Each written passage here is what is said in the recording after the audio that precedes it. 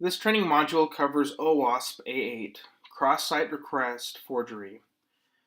The module is divided into 5 sections: risk profile, example attack scenarios, preventative measures, discovering vulnerabilities, and reporting incidents. Cross-site request forgery takes advantage of the fact that most web apps allow attackers to predict all the details of a particular action. Because browsers send credentials like session cookies automatically, attackers can create malicious web pages which generate forged requests that are indistinguishable from legitimate ones. Take a minute to review all of the information on this slide. When you are finished, resume the video. Let's review an attack scenario example. In this scenario, a user is logged into their bank account and is transferring $1,500 to an account starting in 467. This request is passed through the URL. An attacker creates a site that has an invisible image tag. This tag, instead of being an image, has the same URL as listed at the top of the slide, except that the destination account is that of the attackers. If the user is still logged into their bank account and they visit the attacker's site, $1,500 will automatically be transferred to the attacker, with the user completely unaware. Pause the training video here to review this example if needed.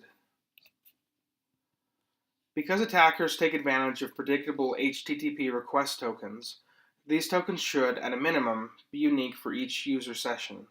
This can best be accomplished by 1. Including the unique token in a hidden field, such as the body of the HTTP request, rather than in the URL. 2. Owasp's Csrf guard can automatically include such tokens in Java, EE, .NET, or PHP apps. 3.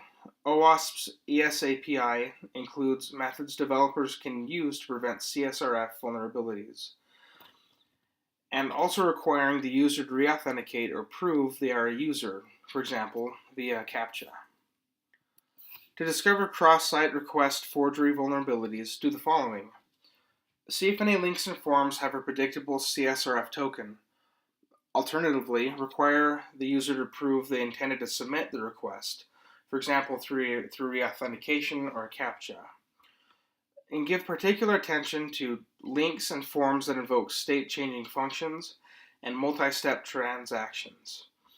Also note that session cookies, source IP addresses, and other information automatically sent by the browser don't provide any defense against Csrf, since this information is also included in forged requests.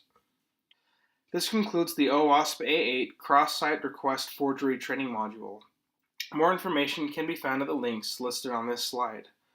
Materials for this module have been derived and adapted from Owasp under the Creative Commons Attribution Share Alike license, which can be viewed at the link listed on this slide.